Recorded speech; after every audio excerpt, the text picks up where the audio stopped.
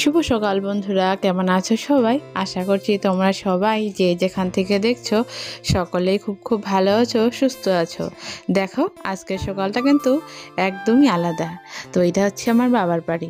তো কালকে রাত্রে তো মেলা দেখতে এসেছিলাম, তো রাত্রে দেখো বাবার বাড়িতেই কিন্তু ছিলাম। তো সকালবেলা ঘুম থেকে উঠেই সকালের পরিবেশটা শেয়ার করলাম।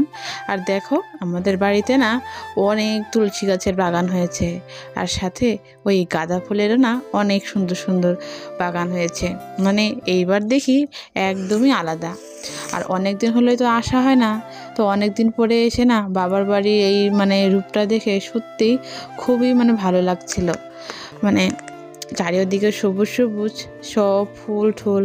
আর আমাদের শ্বশুরবাড়িও তো ওই গ্রামের বাড়িতেই, তো তাও না ওখানে ওই গাঁদা ফুলটা বেশি হয় না কেন বা, কোনো বাড়িতেই নেই, হঠাৎ দুই এক ঘরে আছে, তাও না ওই ছোট ছোট সেরকম ভালো হয় না আর কি।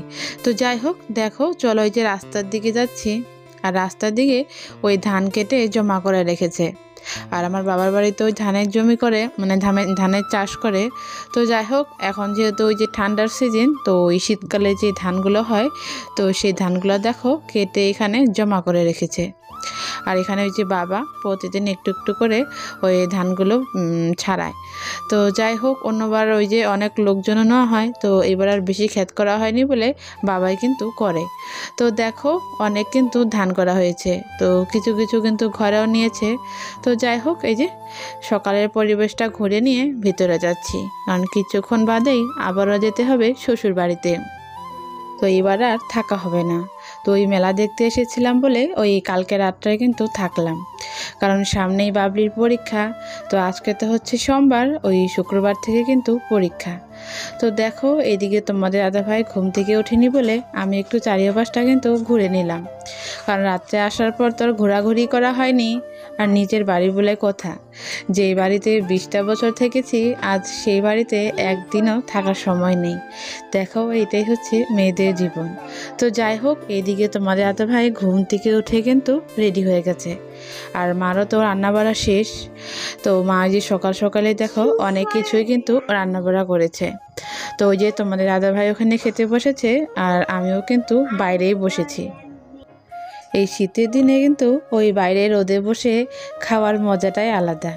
আমরা কিন্তু ছোটোর থেকেই এই বারান্দাটাতেই সবসময়ই ভাত খেতাম, কি স্কুলে যাওয়ার সময় হোক বা স্কুল থেকে আসার পরেই হোক। তো এই হচ্ছে ব্যাপার। তো দেখো এদিকে খাওয়া দাওয়া করে নেওয়ার পর আমি কিন্তু রেডি হয়ে গেছি, আর এখন ঘড়িতে বাজে ওই 8:30 কি 8:45। তো আগে তো সে মাঝে মধ্যেই থাকতাম, তো এখন ওই যে মেয়েকে স্কুলে দেওয়ার পর না থাকাই হয় না। তো ওই যে যখনই স্কুল বন্ধ দেয় তখনই হয়তো এসে 1-2 দিন থাকি। তো যাই হোক, এদিকে দেখো ওই কাকিমা আমার মালাটা দেখে বলছে ভালো হয়েছে ডিজাইনটা। তো যাই হোক, এটা কিন্তু সোনার না, কেনা মালাই কিন্তু। তো যাই হোক, আমি এই যে রেডি হয়ে নিয়ে এখন এই যে বাড়ির দিকে যাব। তোমাদের দাদাভাই তো আগেই চলে গেছে। তো চলো বন্ধুরা বাড়িতে যাই।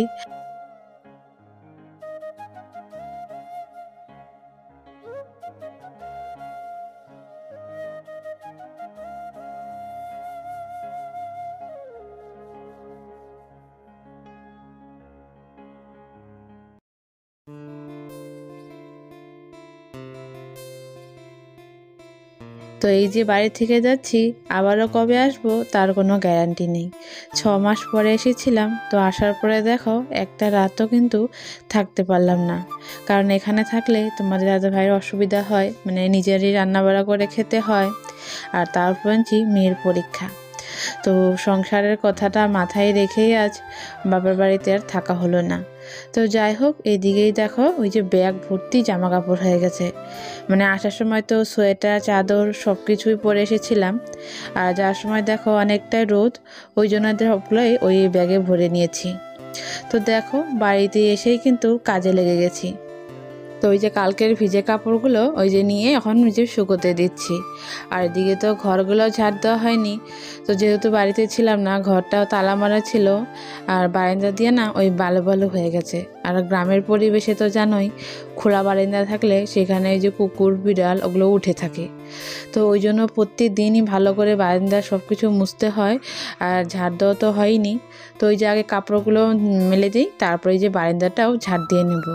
তো যাই হোক, এই তো শুরু হলো আমার কাজ। তো দেখো এদিকে বারান্দা ঝাড় দেওয়ার পরে আমি কিন্তু বারান্দা মুছে নিয়ে একবারে স্নান করে এসেছি, কারণ বাড়ির থেকে তো আসার সময় স্নান করিনি, মানে একটু সকাল সকালও, আর তার মধ্যে আসার সময় যেহেতু বাইকে আসবো অনেকটা ধুলাবালু, তো ভাবলাম একবারে বাড়িতে গিয়েই কাজ করে নিয়ে স্নান করব। আর এইদিকে তোমাদের দাদা ভাইও ওই সবজি বাজার মাছ এগুলো পাঠিয়েছে, কারণ ঘরে কিচ্ছুই ছিল না, কারণ ঘরে 2 দিন হলো সেরকম ওই সবজি বাজারই করা হয়নি। তো আজকে সবজি বাজার এনেছে, সাথে মাছও। তো যাই হোক, এদিকে মাছগুলো বেছে বেছে নিয়ে ওই থালে রেখে দিচ্ছি, ওই নুন হলুদ মাখাবো বলে। আর বাটিতে ওই যে খানিকটা পরিমাণে তেলও রয়েছে, ভাবছি মাছের তেলগুলো দিয়ে একটু পেঁয়াজ আর বেগুন দিয়ে ভাজা ভাজা করব। তো যাই হোক, আর সবজির মধ্যে এনেছিল অনেক কিছু, আলু, বেগুন, ফুলকপি, মূলা শাক, মূলা, মানে অনেক কিছুই। আর তোমাদের দাদাভাই বলে গেল ওই আলু মূলা দিয়ে মাছের ঝোল করতে।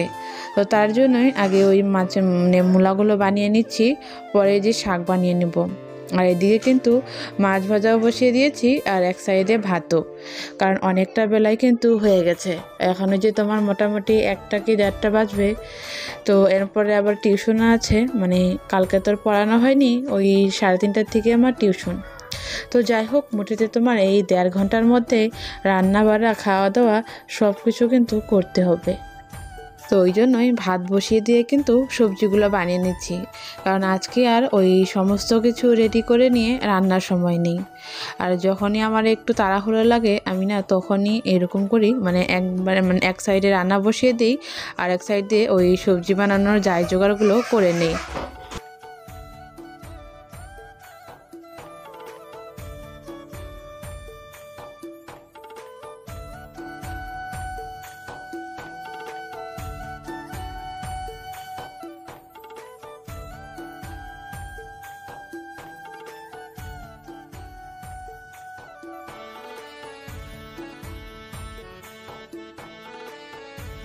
তো যাই হোক, এদিকে কিন্তু আমার ওই সব কিছু হয়ে গেছে, আর রান্না প্রায় হওয়ার মধ্যে। তো এখানে একটু জিরে সম্বার দিয়ে ওই আলু মূলাগুলো একটু ভাজা ভাজা করে নিলাম, করে নিয়ে দেখো ঝোলও দিয়ে দিয়েছি, আর ফুলকপিগুলো ভেজে রেখেছি, একটু ঝোলটা ফুটে ওঠার পরে দিয়ে দিব।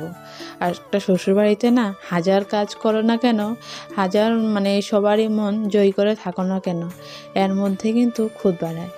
আর মানুষে না তোমাকে ওই খোঁচা মারা কথা শোনাতে কিন্তু কেউ ছাড়ে না, সবাই কিন্তু ওই সুযোগেই থাকে যে কখন খোঁচা মেরে কথাটা বলবো। মানে আমি যতটাই মানুষকে ভালোবাসি ঠিক ততটাই না মানুষের থেকে আঘাত পাই। তো এই হচ্ছে ব্যাপার, আর যোগ্য জবাব দিতে পারি না বলে কথাগুলো কিন্তু আমার শুনতে হয়। তো দেখো এদিকে ওই যে আমার ঝোলটাও কিন্তু হয়ে গেছে, এই যে মাছগুলো কিন্তু ছেড়ে দিলাম। তো খানিকক্ষণ ফুটানোর পর নামিয়ে নেব। তো আজকে আর বেশি কিছু রান্না করব না, মাছের ঝোল করছি, আর একটু পেঁয়াজ দিয়ে বেগুন দিয়ে মাছের তেলটা ভাজা হয়ে গেছে, আর তারপরে একটুখানি শাক করে নিব, মানে ওই মূলা শাক ভাজা। তো একদমই সিম্পল খাবার, কারণ অনেকটাই বেলা হয়ে গেছে, আর বেশি কিছু রান্না করার মতো সময় নেই। তো ওই আর কি, 2 জন মানুষই, আর মেয়ে তো আর বেশি শাকসবজি খায়ও না, তো এই দুটোই রান্না করলাম। আর দেখি রাত্রে কি পারি রান্না করব। তো যাই হোক, মোটামুটি আমার রান্না বাড়া হয়ে গেছে। তো দেখো এই যে আমার মাছের ঝোলটা খেতে কিন্তু বেশ ভালোই হয়েছিল, আর পাতলা পাতলা মাছের ঝোল কিন্তু খেতে ভালোই লাগে। তো তোমাদের দাদাভাইকে ভাত দিয়ে আসার পরে যে মাছের ঝোলটা কিন্তু বেড়ে নিচ্ছি, আর এদিকে মেয়েকেও খেতে দিয়েছি। তো ওদের খাওয়া হলে পরে আমিও খেয়ে নেব।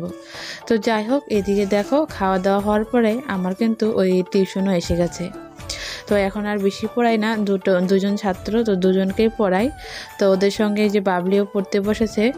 তো ওই যে দেখো ওদেরকে পড়ানোর পর ওই যে সন্ধ্যাবাতি দিব, তারপরে আবার মেয়েকে পড়াতে হবে। আর না প্রচণ্ড ঘুম পাচ্ছে, কারণ কালকে তো ওই মেলায় গেছিলাম, আস্তে আস্তে অনেকটা রাত হয়ে গেছে।